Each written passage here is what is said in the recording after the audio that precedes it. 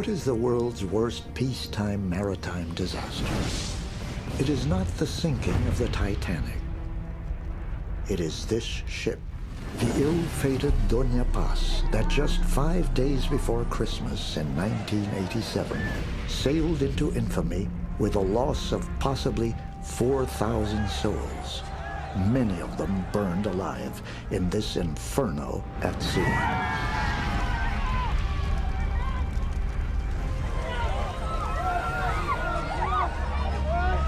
How can a passenger ferry sailing in calm water end up as Asia's Titanic?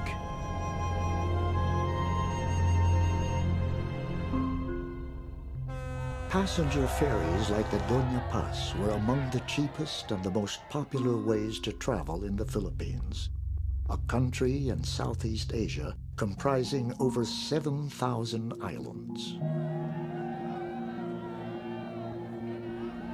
Just 5 days before Christmas, hundreds of people boarded the Doña Paz for a 24-hour voyage that will take them from the island of Leyte to the capital of the Philippines, Manila.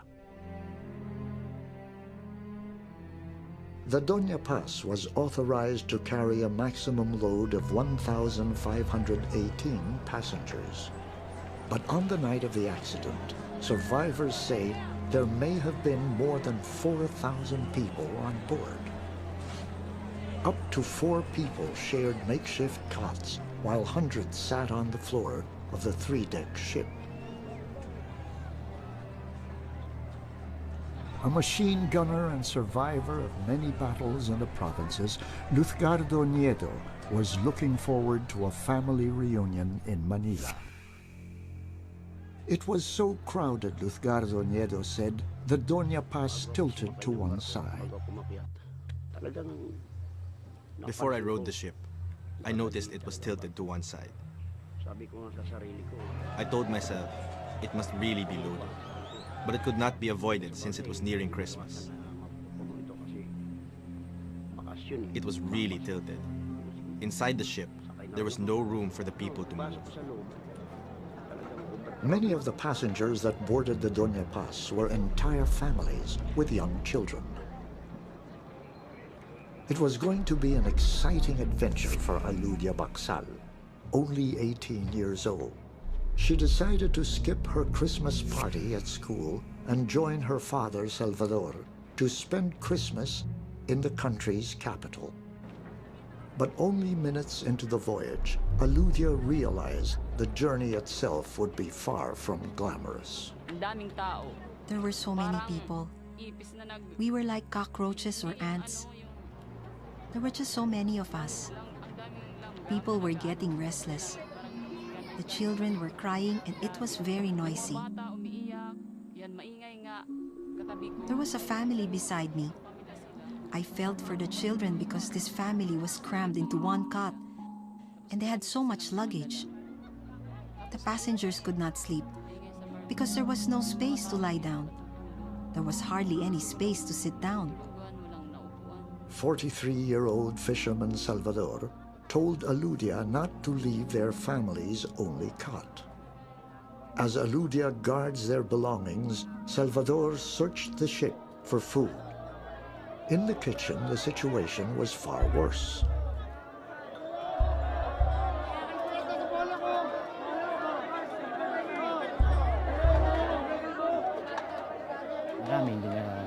It was a struggle to get food, so many passengers didn't get to eat. Those who were weak, old, not as alert as the rest, and those who had a hard time walking, those people went without food because they had no choice. They suffered through it.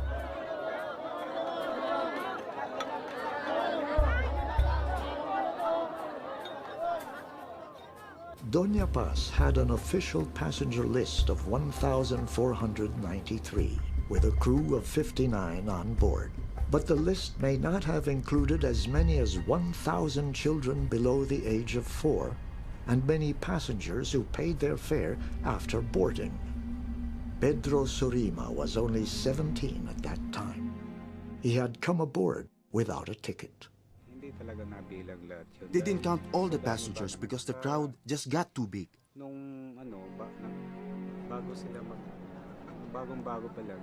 At first, they asked for your ticket before they let you aboard the ship. But later on, anyone could just get on. A lot of chance passengers were able to ride that ship.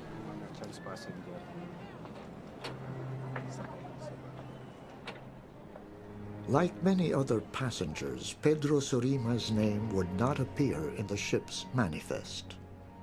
Also not in the passenger list were Philippine military soldiers and police units on their way home for the holidays. They came aboard in the hundreds, some still bearing weapons and wearing their uniforms. Lutgardo Nieto was one of them.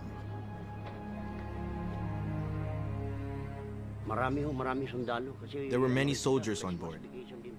All were headed home to their families because it was Christmas. I think about 1,000 soldiers died because that's how many there are in a battalion.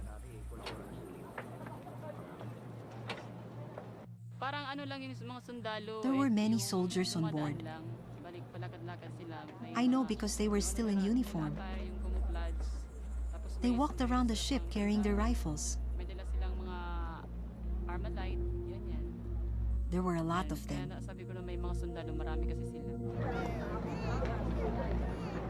It is believed that more than 4,000 passengers may have boarded the Doña Paz. The ship was going at a steady pace of just 26 kilometers per hour. Passengers were settling in for the night. The Doña Paz was scheduled to arrive in Manila by morning. But unknown to those on board, another vessel was heading straight at them. And this was no ordinary ship. It was a tanker loaded with over 8,000 barrels of fuel.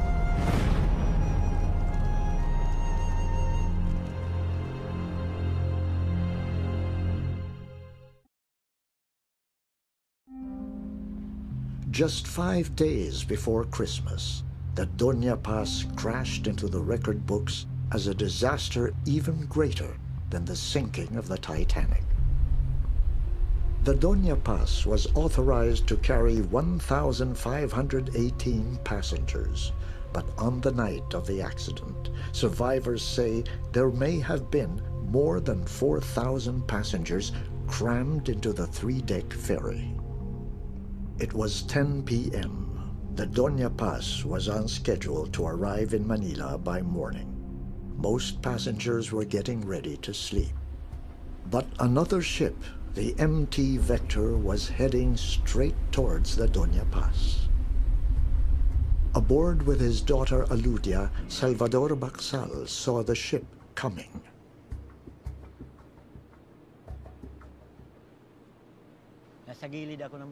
I was standing on the side of the ship near the gangway. I was peeing. I noticed that ship immediately. I thought it was a fishing boat because it appeared small and with many lights.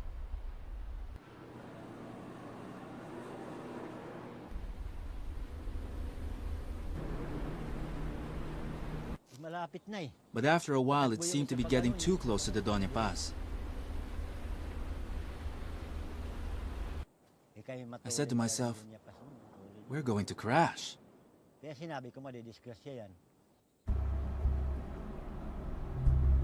Three close friends from the province, Almario Balanay, Generoso Batola, and Morris Apura, decided to sleep on the roof deck under the stars.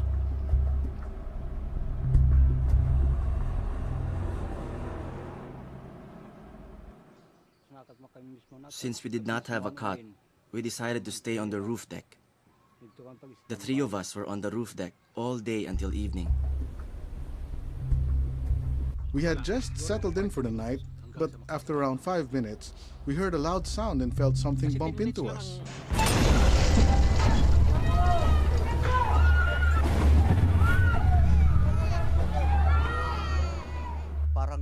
I heard a huge sound, almost like thunder.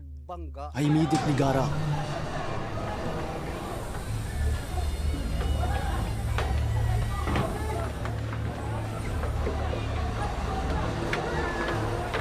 With no sound of alarm and without any warning from the ship's officer and crew, the Doña Paz collided with the MT Vector.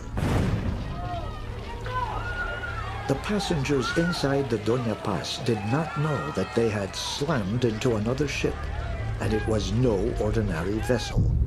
The MT Vector was an oil tanker carrying 8,000 barrels of gasoline and kerosene. Its bow had rammed into the port or left side of the Doña Paz, right where the engine room and main switchboard were located.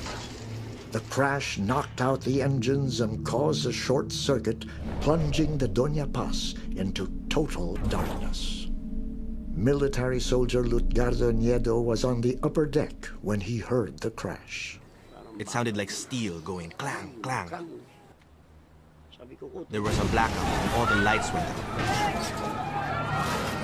I looked at the right side of the Doña Paz. The tail end of our ship was on fire. Then I heard an explosion coming from the engine room.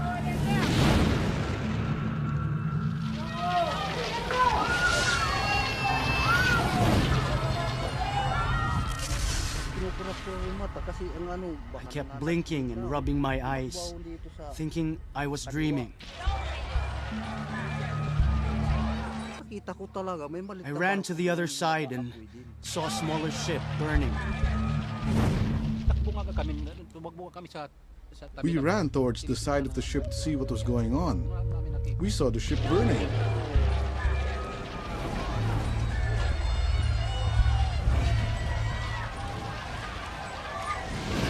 The fire spread quickly, and within seconds it was everywhere.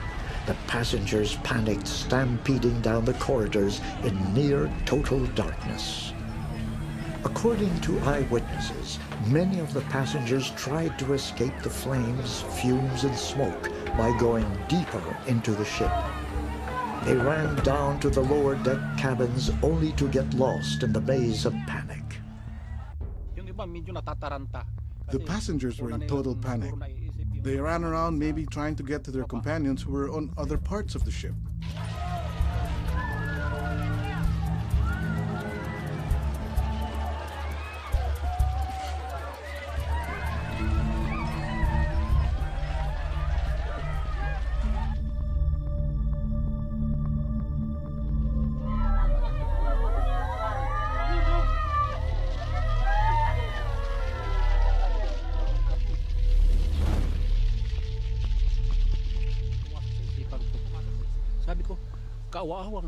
I felt so much sorrow. Those poor people, there were so many who were going to die tonight. While some passengers were trapped inside the burning ship, hundreds of others near the ship's railings jumped overboard.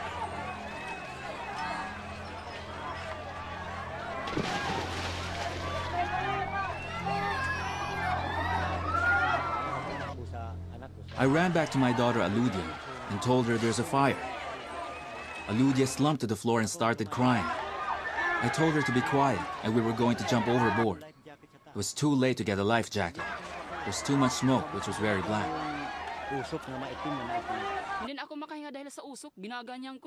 I could not breathe from the smoke.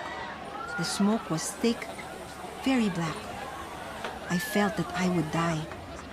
I saw Papa getting ready to jump. I held on to his shoulder. He gave me a look that said, "Hang on, we're going to jump."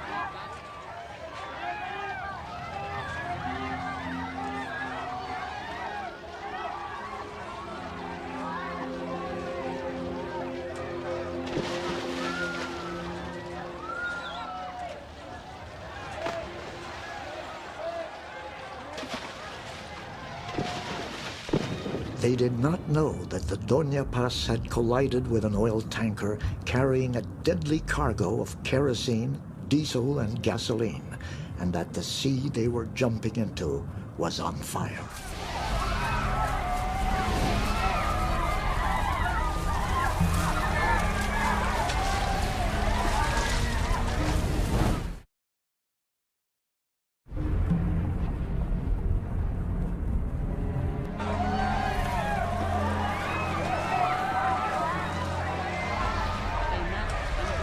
thought to myself, this is an inferno. A fire in the middle of the sea. We would probably die here.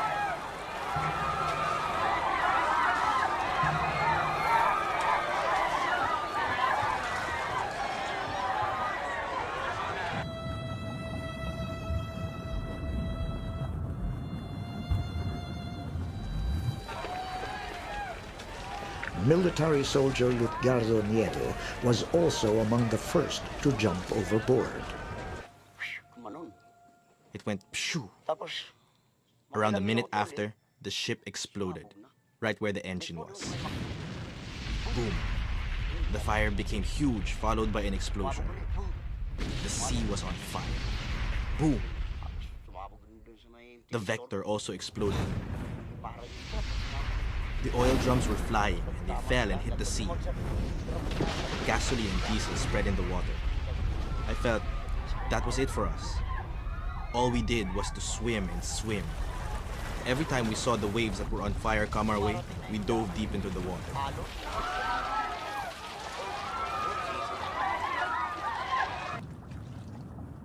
Hundreds of passengers were able to jump overboard, including the trio of Almario Balanay, Generoso Batola, and Morris Apura. They watched the last seconds of the Doña Paz. The waters surrounding the sinking ships were covered with oil, gasoline, and kerosene. They must dive into the ocean to escape the flaming surface and swim their way outside the deadly ring of fire. The fire was huge. The flames grew to almost a kilometer wide. As the wind blew, the flames grew even bigger. What I did was to stay underwater to avoid the flames. When I felt the surface was hot, I swam further away to avoid it. Finally, when I reached a safe spot away from the flames, I started to cry.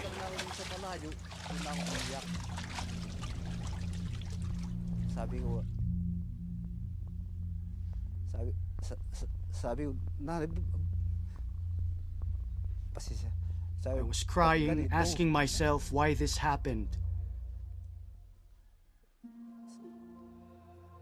I wanted to take the bus. If only we had taken the bus. I was grieved because I swam by the body of a child. He looked around 3 years old to me. His body was burnt from the fire. I touched the child's head, but his eyes were not moving. I lifted him twice, but he did not move. So I let him go. I was overwhelmed with sadness because of that.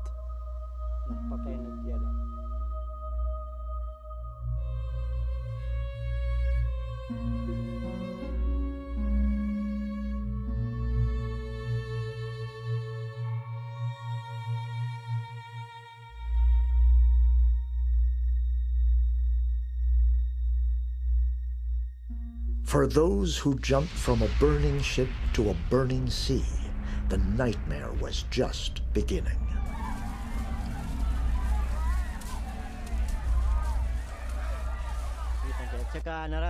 Under the sea, you could feel the heat from the fire above. Your body would feel it was boiling. I thought I would explode from the heat.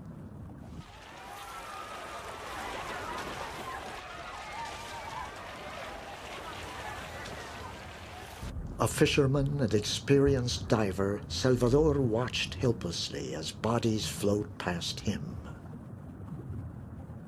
He feared the worst for his own daughter, Alutia. If my child was able to jump, if she were alive, she would shout.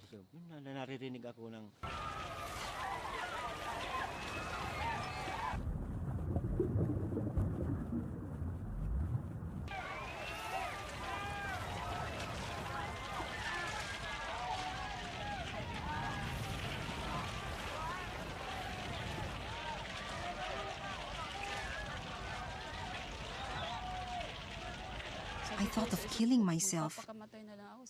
I could no longer bear being in the water. I was too tired from keeping afloat, and I had a hard time breathing. I planned to sink into the water and just drown myself. But I also kept going back up to the surface when I needed to take a breath.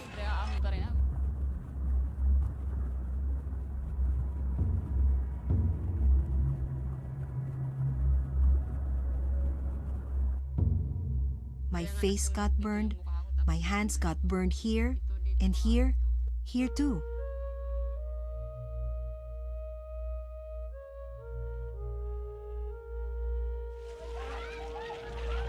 Suddenly, Aludia heard a familiar voice. It was her father, Salvador.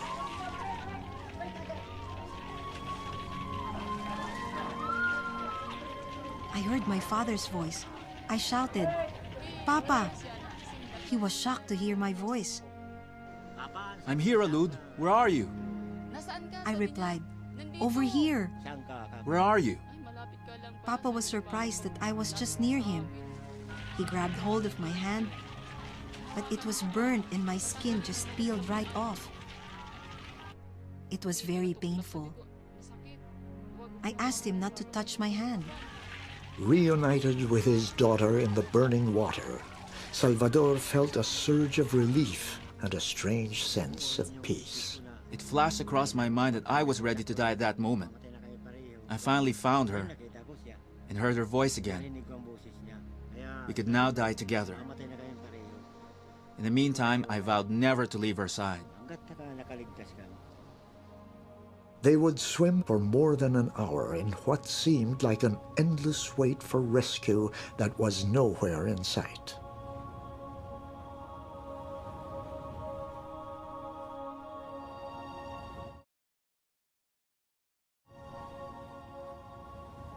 In the mild wind and calm currents, the sea kept on burning as many lives died out.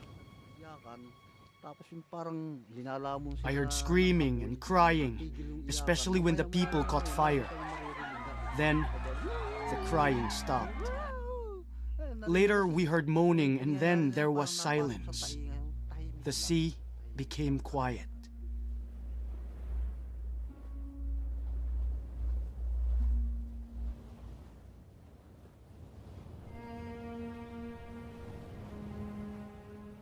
In the days to come, the real horror of the tragedy became clear. It is believed that nearly 4,000 passengers boarded the Doña Paz. Only 24 would survive to tell the tale. And as the search for bodies ended, the demand for answers began.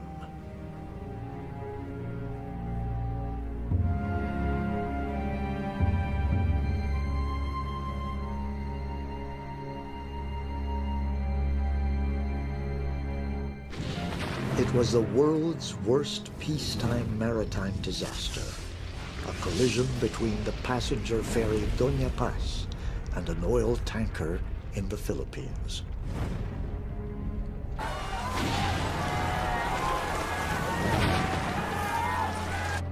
But the Philippine Coast Guard did not learn of the accident until more than 8 hours later. And it took another 8 hours to launch an official search and rescue operation.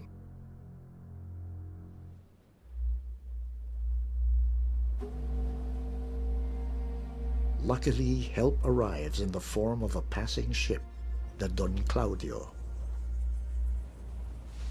By then, the survivors had been swimming for more than an hour. Father and daughter, Salvador and Aludia, saw the light from afar. A ship arrived. I told Papa, "There's a ship. There's light." Papa said, "Raise your hand so they can see that there's a woman." So I did, and all the others followed. They tried to pull us up with a rope. I told them we are too exhausted, we cannot hang on to it. So they threw the net. Aludia and I climbed up using the net. Only aboard the Don Claudio would Salvador realize just how horribly his daughter Aludia had burned in the water. She was suffering from third-degree burns on her face and arms. Today, her right eye still bears the scar of the flames.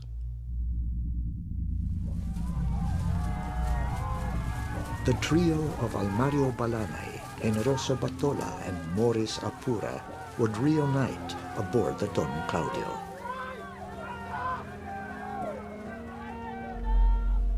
I saw Morris stretched out on a dining table. His body was full of burns. He was alive and breathing, but his body was burned like charcoal. When they pulled me up, my skin started peeling off, here and here. Only then did I feel the pain. The doctor told him he was burned badly and that he should lie down. I took care of him while he was sleeping. His burns were showing. In fact, some parts were dripping. Out of nearly 4,000 passengers who may have boarded the Doña Paz, only 24 survived. I'm the only soldier who survived. The rest died. I guess they drowned or were eaten by sharks. Days after the collision, the coasts of the nearest island of Mindoro were littered with bloated corpses washed ashore.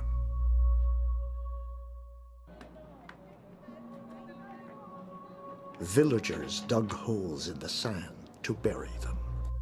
Black with burns and slick with oil, the bodies were mangled and almost naked. Small fishing boats also came to shore with bodies trapped in their fishing nets. Villages watched in grief as boat after boat arrived with their terrible catch.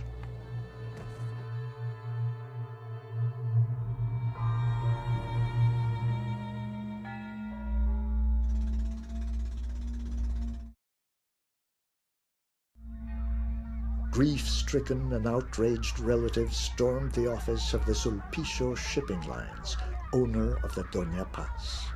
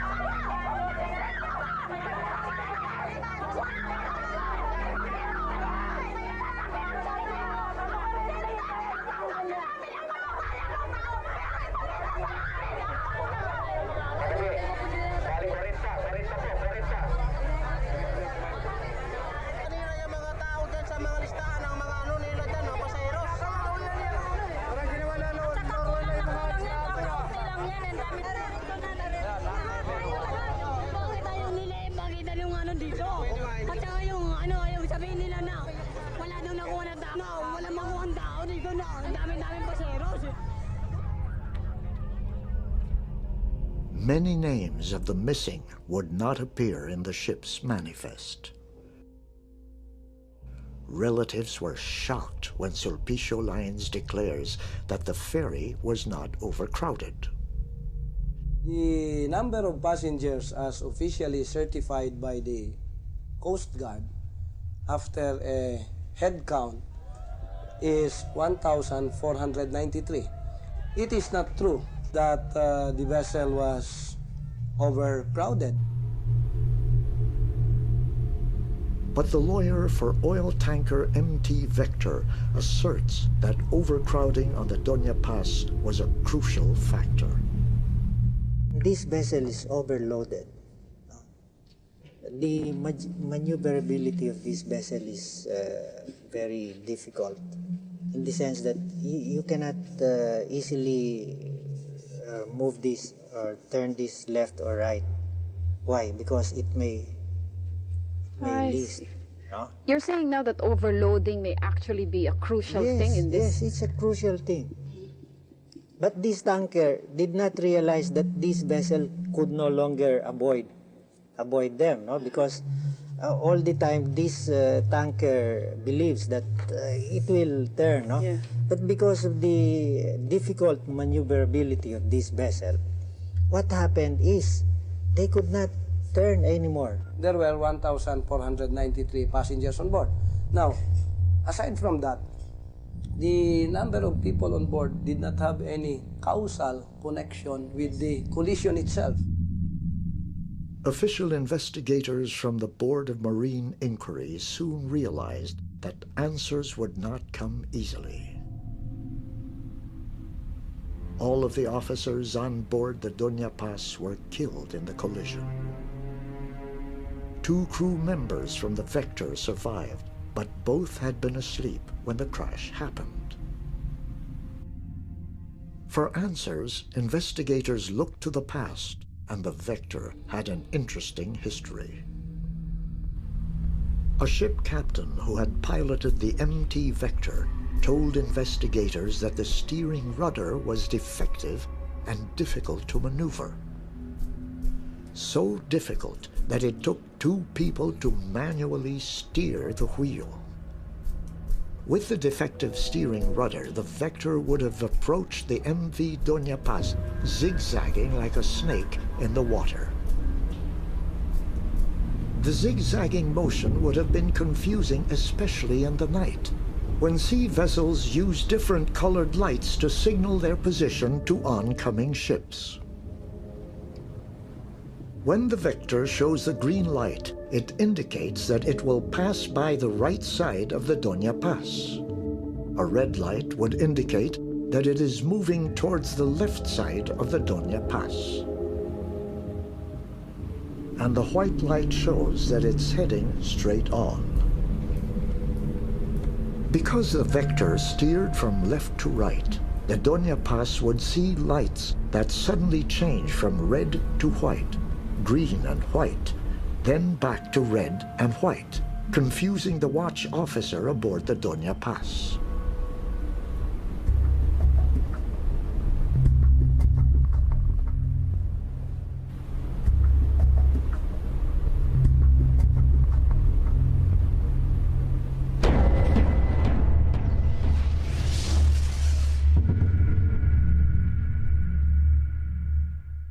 Investigators found other disturbing problems. The tanker was undermanned and the officers and crew underqualified. The Vector's master did not have a chief mate license and was only licensed to serve as second mate. The chief engineer had no license at all, and the Vector had no qualified lookout on the bridge. Investigators questioned how the Vector was allowed to sail at all. They soon discovered that the Vector had sailed without a certificate of inspection and Coast Guard license, basic documents that declare ships in the Philippines to be seaworthy.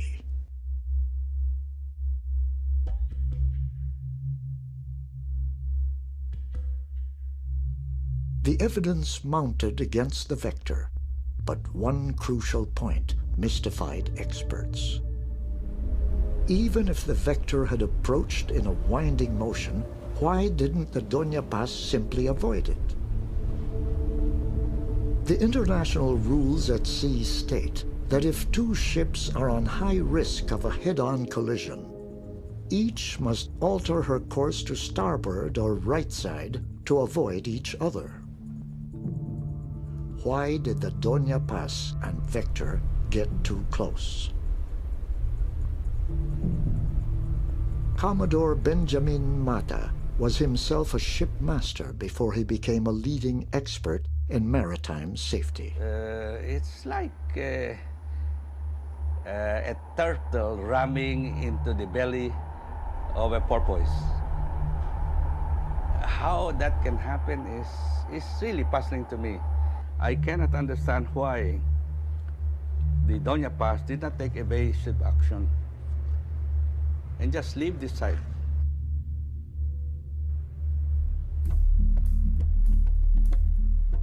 The ships were moving slow, the Doña Paz at 26 kilometers per hour, the Vector at 8 kilometers per hour. They were surrounded by wide open sea, plenty of space to avoid a crash. Could it be that no one was watching? The officer on watch on the tanker might have fallen asleep. In the same manner, the officer on watch on the Doña Paz also could have fallen asleep.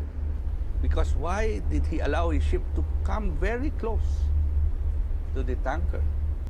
When you have so much space on both sides to maneuver, to get out of the way of this ship that is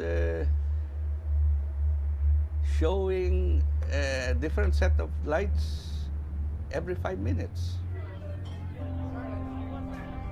All the officers and crew of the Doña Paz went down with the ship, and the whole truth may never be known. Experts also wondered why the Doña Paz and Vector did not communicate with each other just before the crash. Well, that again is a requirement. It's an international requirement that all ships must be equipped with VHF radio. In situations where ships are in sight of each other, they can use the radio to communicate and ask the other ship what his intentions are. And this should be done long before a possible collision will occur. The Vector was discovered to have an expired radio license, and the radio license of Doña Paz turned out to be fake.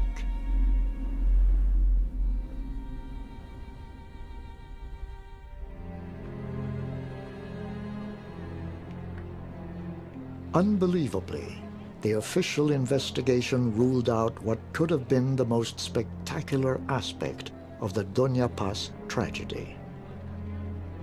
The reported overcrowding of almost 4,000 passengers on board the Doña Paz. The Board of Marine Inquiry dismissed the eyewitness account of the survivors. They ruled that the eyewitnesses were not qualified to count the number of actual passengers aboard and were just making estimates. Investigators took the word of the Philippine Coast Guard boarding team, who insisted to the very end that they conducted a proper head count. Many were shocked that Sulpicio Lines was not held liable for the possible overloading of the Doña Paz. The ruling drew howls of protest from the relatives of unlisted and still missing passengers. Families of each victim received $400 from Sulpicio Lines as compensation. Those who were not on the ship's manifest got nothing. Vector lawyer Jose Sison points out a potential conflict of interest in the official investigation. The Board of Marine Inquiry, or BMI, was under the umbrella of the Philippine Coast Guard, the same body responsible for ensuring proper passenger loads on ferries. I think BMI can come up with that conclusion only. The BMI is under the Philippine Coast Guard, no? So the only way they could exculpate the Philippine Coast Guard is to exonerate Sulpicio. Why? Because if they find all these violations of Sulpicio, these are violations committed by Sulpicio because it was allowed by Coast Guard. But according to the Philippine Board of Marine Inquiry, even if the Doña Paz was overcrowded, this scenario had nothing to do with the collision. We have been saying all along that the cause of the tragedy is not overcrowding or overloading of the vessel. The cause of the tragedy, let's face it, is the collision. Now, the center of focus should be who is at fault in that collision? And then we go into the minor issue, which is overcrowding. Ultimately, investigators put the blame on the vector.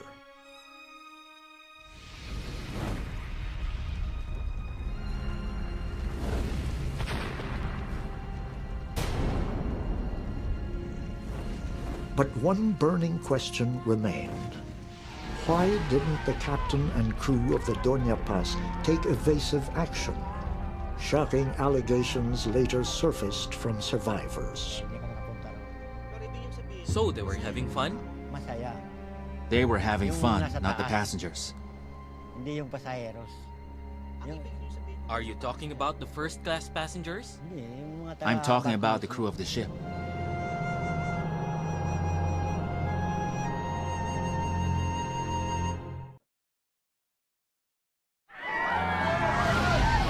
In the greatest sea disaster to ever happen in peacetime, a passenger ferry collided with an oil tanker.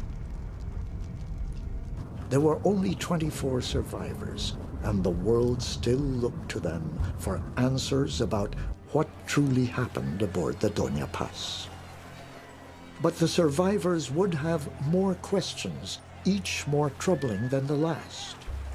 Witness told investigators about the party being held aboard the Doña Paz just minutes before the crash.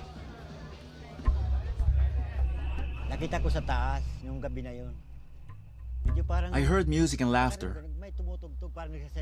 I guess there was dancing up there. So they were having fun? That's what I noticed. Who was having a party? They were having fun, not the passengers. They were having fun.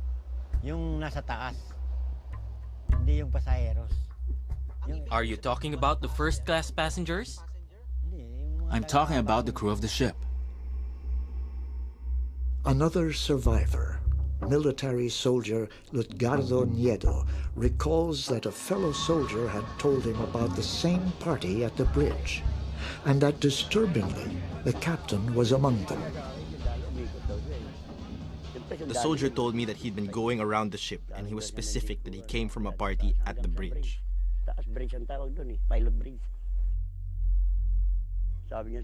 He said, "Do you know that the captain is there at the party?" I thought he meant a military captain. But he said, "No, I mean the captain of the ship. He's at the party." I told him not to mind so much because I'm sure a chief mate relieved the captain. But after a few minutes, we crashed. I thought to myself, what the soldier told me must have been true. Who was manning the bridge when the accident happened? Was it a qualified officer?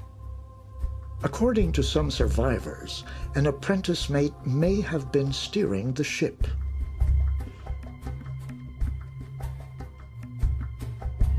The truth may never be known.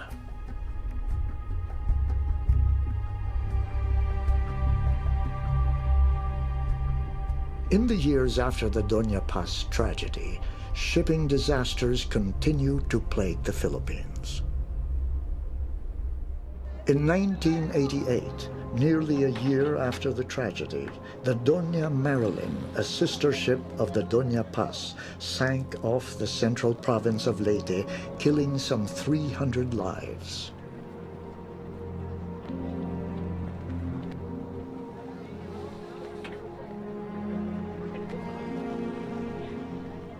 Were no lessons learned from one of the world's worst maritime disasters?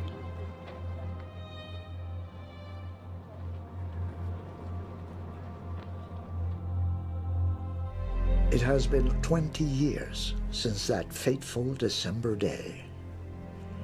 But for the survivors, those terrible memories will never fade. Nag-land travel kami. Sumakay din. Kailangan madali lang. From Matnong to Alin lang eh. These days, traveling by land or air is easy and a lot faster. So to take the ferry from Manila to Leyte, No. I don't want to ride a ship again.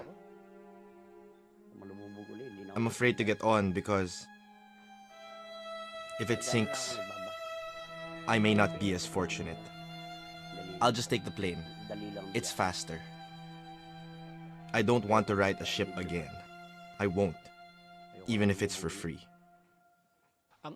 As I was there watching it happen, I prayed to God that He let me live because my family needs me. They depend on me, and I promised to serve them till my last breath. They are the reason why I fought to stay alive that night.